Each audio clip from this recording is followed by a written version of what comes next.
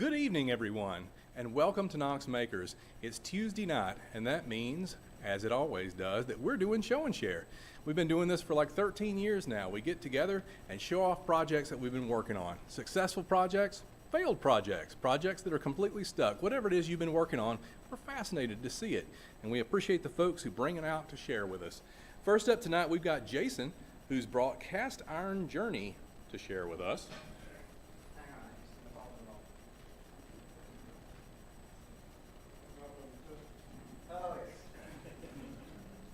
Right. What's that? Oh. Oh no, I'm tall enough.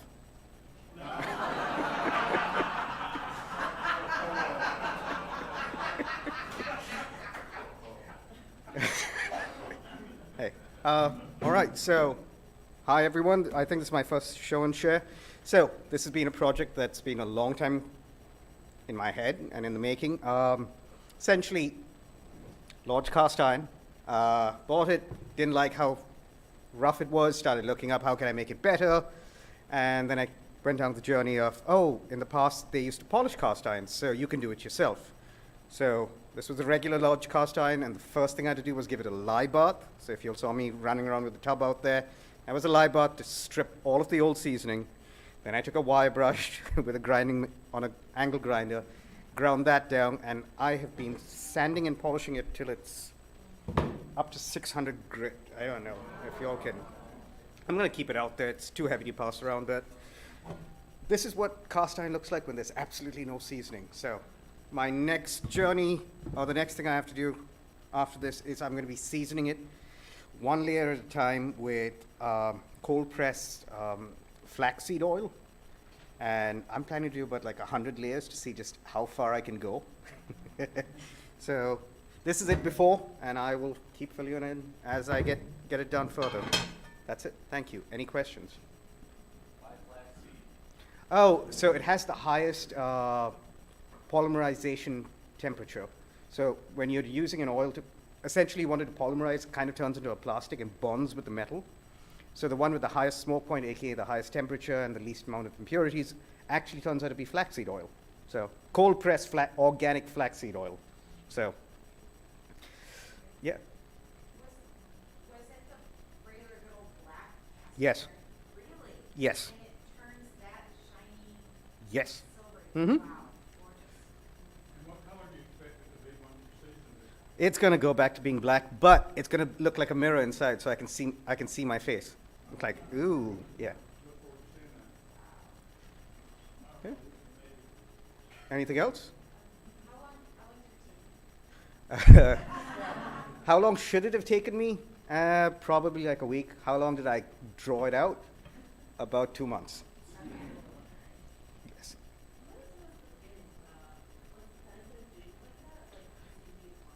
Oh, so it becomes like kind of like a non-stick. So the reason why, so seasoning is supposed to make it non-stick, but as good as it is, it's still like a layer over the base metal. And when they do cast iron these days, they just do a rough cast. It's sand casted. So, and they don't bother to machine finish it anymore. They just season it and they say that's good enough. This way it will slide. Like eggs or whatever, just slide right off. Yes. Look forward to the video of seeing eggs sliding around it. Oh yeah, I will cook some eggs outside and some steaks outside on the grill once it's ready.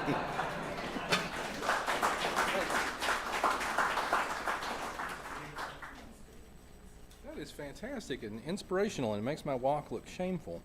Next up, we've got John Dale, who has, can you guess, a laser thing.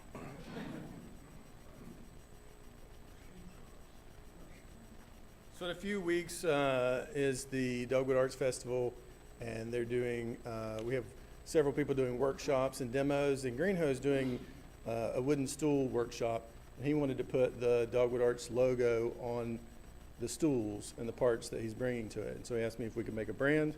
And so went and found the logo, and one thing that I forgot to do on this one, after about 3 hours, I realized that I didn't make it inversed, so it's going to be a negative. And so, of course, another 3 hours later, I did an inverse one. Yeah, so I'm gonna pass around the wrong one. Does anybody have any questions on that? Yes. It's fiber laser, and so these are just round bar, and put it in there and do the laser. Yep. Yeah, it got some pretty good depth on it. Yeah. Yes. So fiber laser, they cut straight metal. How deep? Depends on how much time you have, right? And so this was about 3 hours. I've found that after the first hour, maybe a little over an hour, you have to adjust the focus down a little bit, or it just won't get any further. Yes? Can you strip a cast iron pan on that? We should try it. Yeah. Any other questions? All right. I'll pass around the bad one.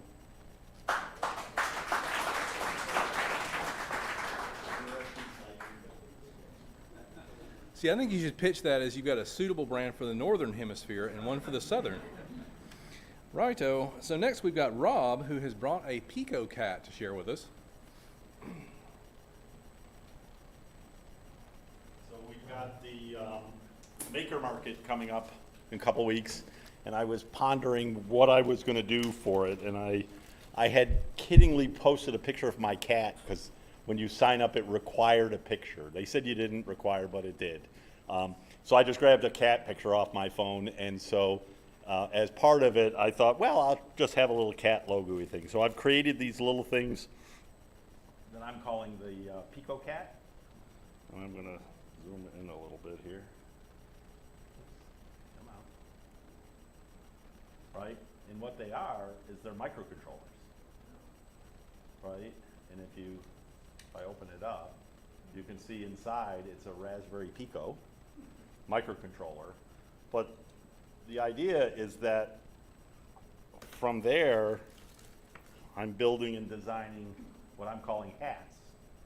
So these, and it's not a unique name, lots of people make hats for different things, but this is an example of what I'm going to have as a game hat. So a little display, little buttons on the bottom. These are tilt sensors, so you can take, this plugs in like this,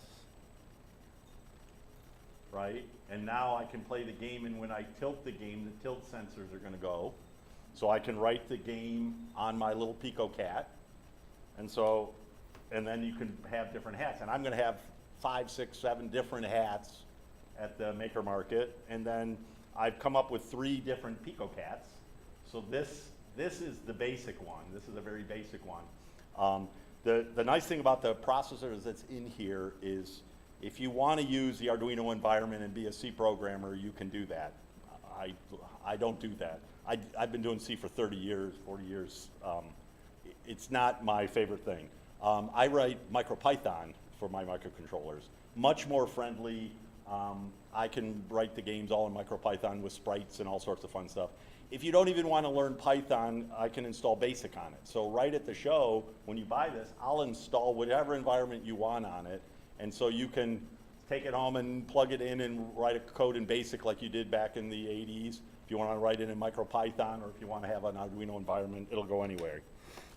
Here's another one. This one's called the Pico Cat Web. So it looks similar, and so I don't confuse them. I did them as a 2-color, and just so you can see, this is the size of them. This is the same processor, except it has the web chip in it. So this can be a web server, right? I can make a hat that you can turn, lights on and things like that just by plugging it in and talk to this with your phone or a web browser. So that's a web version of the Pico. So this is a Pico Cat Web.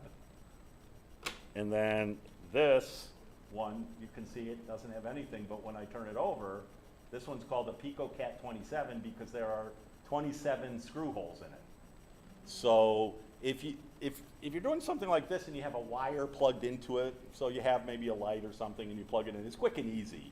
But it's hard to make it a little more permanent if you wanted to put it inside. Actually, is Russell even here? I don't see Russell. I thought of Russell when I did this one because he's talked about wanting LEDs in his lamps that flash colors and lights. If you were going to do it more permanent, you'd want a little screw terminal so that it doesn't come undone. So these are hooked up, and the reason it's 27 is because these little screw terminals are very cheap at 12, but as soon as you get above 12, they get very expensive. So I said, yeah, we're gonna stick with 12 on each side. And then the two little guys over here, yes, it was originally called the Pico 24. That's because these happen to be where you can hook up a battery. So if you put a battery on this, the processor can monitor the battery and tell you if you're low and all the rest of that. The other one I'm gonna have, and I haven't printed him up yet, is the PicoCat Web 27, which is the web version of this with those. So I'm gonna have a couple of different things, a couple different hats at the show, and it's what I'm calling my PicoCat for my cat picture. So, any questions? Oh, no, there's, hang on. Oh, thank you. There used to be 3 here. This was a 3. And I forgot to change it. That's right. I just soldered on the 2. See, that's what it takes.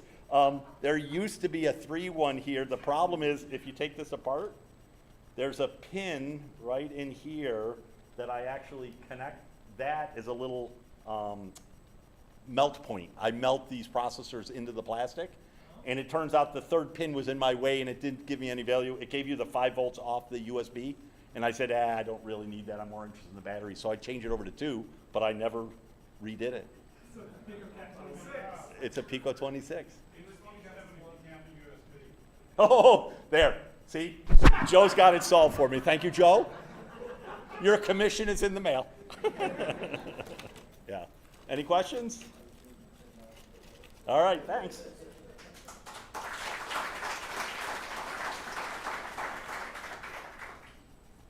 Very nice. Thank you, sir. And next up, and possibly a little less disappointing in the cat department, is Amy with a cat toy.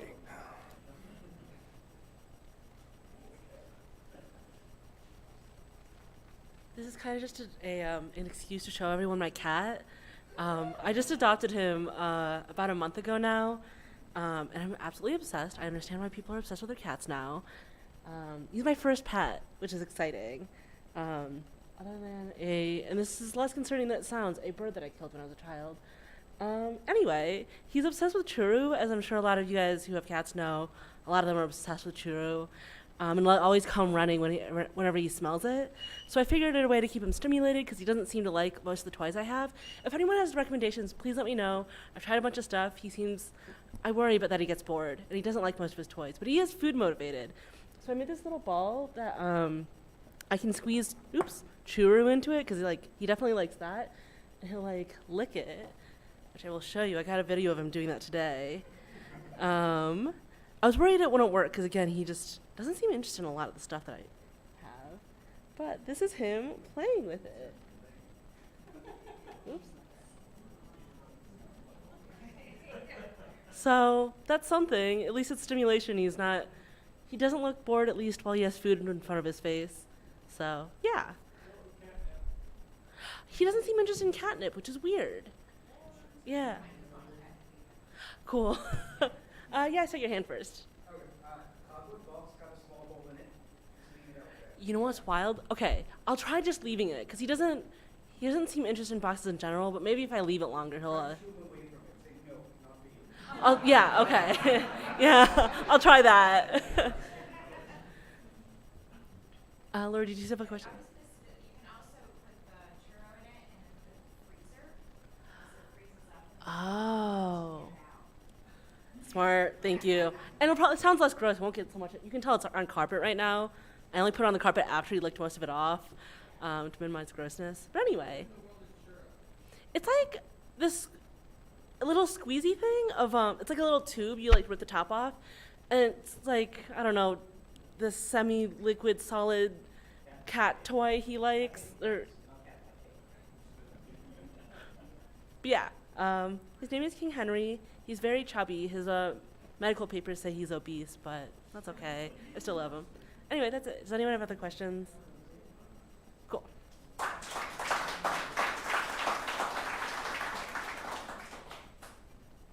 Yeah, Churu is like the crack cocaine for cats. It's like the hard stuff. Once you get beyond the catnip, our cats are also strung out. Bringing up the rear tonight, we've got Joe, who has a momentous announcement of some sort for us. Momentous. We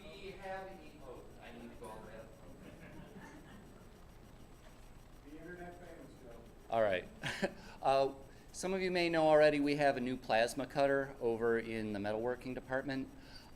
If you have previously taken the plasma class, come on out after any of these show and shares. I'll be doing little tours of them.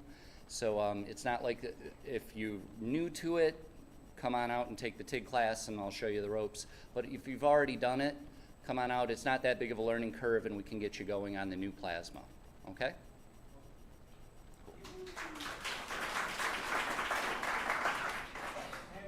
Thank you, Joe.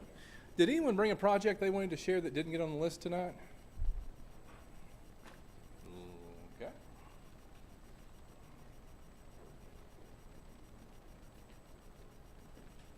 Hi, little update on the Florist Fashion Show thing. So, oh, also I wanted to mention, I will be doing, a demonstration and teaching workshop at the Dogwood Arts Festival in 2 weeks. I'll be doing a wet felting demo and with audience participation. It would be great, so if you come and help me. And then I'll be also teaching a mini monster workshop. So that's what I'll be doing with sewing. So, all right, Florist Fashion Show. Last night I was here until 1 o'clock this morning working on my project, still going at it. I consulted my daughter on how to do the colors with the skirt, so I'm working on that. Unfortunately, yesterday I spent way more time with the seam ripper than I did with the sewing machine. Some of it I'm like, I really think I might be better just hand sewing than machine sewing sometimes. I really, really do. But right now, I'm working on, this is the denim jacket that I'm doing, and it's covered in fur. And Rhubarb pulled off the buttons for me, and then I have some homemade buttons that were made. And this will be covered in different color spikes all over it. So that is what I'm working on right now. I also found out that I love having a dress form. Oh my gosh, game changer. It has been so much fun to be able to do that. Yeah, hand sewing is probably better, and then dress form, and then trying to think what else. Yeah, there's just a lot going on. So Thursday is the dress rehearsal, Friday is the professional photography session, and Sunday is the show. So wish me luck. I won't be able to do show and share the following week because I'll be teaching at Public Defender's Office and then going to see Kinky Boots. But it's the following week I'll be there. And I'll be able to show you guys everything completed. So, oh, and I do need help with fixing a belt if anybody wants to help me with that.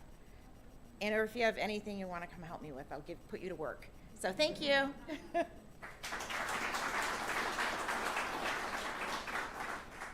Excellent. Thank you, Lori. I know that you will make it work like your name was Tim Gunn. And now I have an announcement that I'm very excited about. There has been much demand. There have been many questions over time, and I'm happy to tell you that the foreshadowing you may have detected in the parking lot indeed indicates that it is now time to do Kill Switch again. Kill Switch, if you have not gotten to experience it before, Kill Switch is Knox Makers' own flavor of robotic combat. And if you've seen other folks do robotic combat in town where they sort of push each other outside the ring in a genteel manner, yeah, it ain't that kind of party. Kill Switch is about spectacle, first and foremost. It's about creating a show for the crowd, and it's about violently disassembling your opponent's robot. And it's amazing.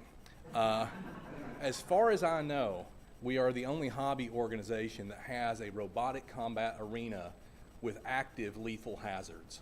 If you've never seen Thunderdome in action, it is fearsome. It has an 8-pound pneumatic sledge in one corner. It's got a bed of nails that shoots out of the floor in a second corner. In a third corner, pneumatically actuated pinball flippers with spikes on them. And in the fourth, an actual real-life flamethrower. These hazards are controlled by children in the audience. And so, to say that it is loud and fun is an understatement. It's amazing. So we're going to do this, and we're going to do it at the May 5th Maker Market. Now, I hear what you're thinking. How could we possibly make robots this quickly? We have formulated an all-new set of guidelines and rules for Kill Switch this year. Something new that we're calling Kill Switch Cardboard. Kill switch cardboard is intended to be faster, cheaper, easier, and more fragile, making the whole thing more accessible to more folks. As the name suggests, these are robots that are chiefly constructed of cardboard. Also a little bit of plywood and the necessary electronics to thrash the other robot. It's gonna be boss. If you want to get involved, and how could you not want to get involved? There are two ways to do that. The first is that you can consult the new rules, which you'll find at this link, the new landing page, knoxmakers.org, killswitch-cardboard. That's what's at that QR code. You can consult the rules. You can look at our sample build list. You can source your parts. You can put your robot together in the intervening weeks. You can show up at the tournament and surprise us like blow and get in on the fight, and it's going to be boss. Or you can join John Dale and I this Saturday for one of our 2 combat robot building sessions. We're going to be doing one at 10 a.m. and one at 2 p.m. And in these sessions, we will supply all the parts. We will walk you through the process of building your janky cardboard robot, and before you leave, you will have a lethal machine ready to remotely control, kill, and be killed with. And you can't beat that. Now, if you go that route, we're keeping the parts, okay? Whichever ones we don't destroy in the arena to reuse later on. And we're going to ask that you store your robot here in the workshop so everybody can look at it and enjoy it and wish that they were as cool as you are. And we hope that in the intervening 2 weeks, you will customize your robot, decorate it, give it personality, make it something special and unique, something that the audience is going to enjoy and root for and scream when I set it on fire. You guys have been asking for this. We have delivered, and it's time for you to show and prove. So I'm hoping that you will join us and make this thing amazing for everybody who comes to the market with us. So tickets for those 2 workshops are for sale right now, and they're available, and they are limited in quantity, so go. All right, next beyond that, I will give you some more conventional and less interesting announcements. We have got some events coming up that I want to make sure you're aware of. Chief among them, tonight, after we finish this show and share event, we will, in this room, hold a new member onboarding session.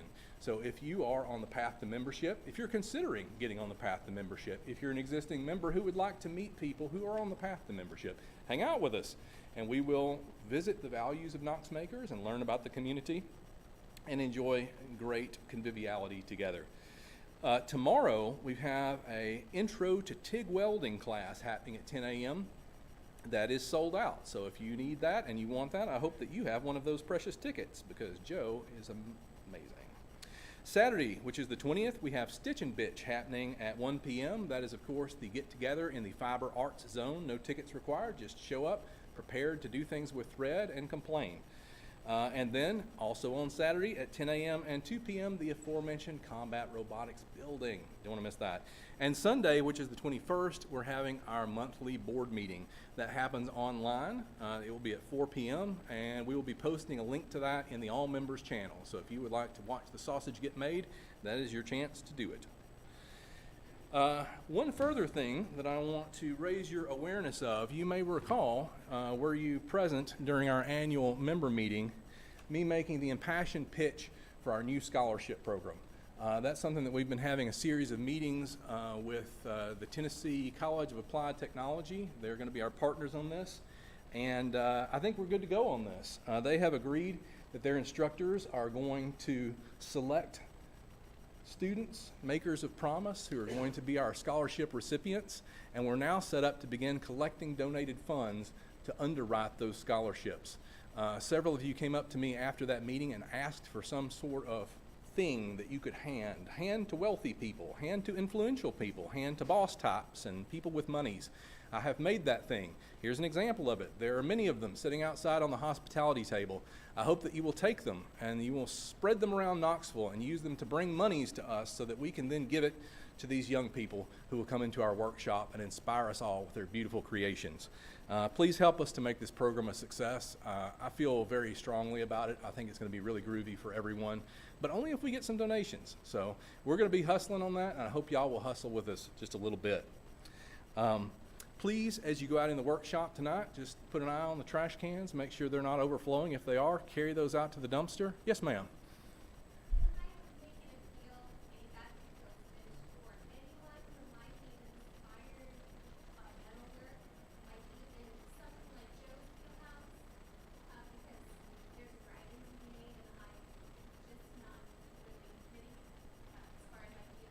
Yes, so if y'all were unable to hear what Tracy's talking about, would you like to, please, let's change the channels.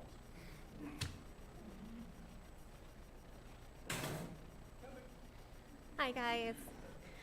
Well, since Isaac was talking about Kill Switch, I just wanted to, I don't know if you've noticed, out in Arts and Crafts is a whole bunch of metal parts and sprockets and bits that I just thought looked cool and might make some parts of some dragon, but I really don't have a set plan for that, and metalwork isn't really my wheelhouse, so if anyone would like to collaborate with Joe Hall, he said he would be willing to give it a look over. He's got massive skills.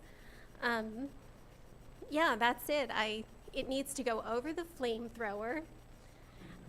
It would be nice if it could just slide over, but I mean, any dragon would be awesome at this point, and it can always be improved upon. So hit Joe up, hit me up, and if you have ideas, drawings, anything to go on dragon related would be awesome. So thanks, guys.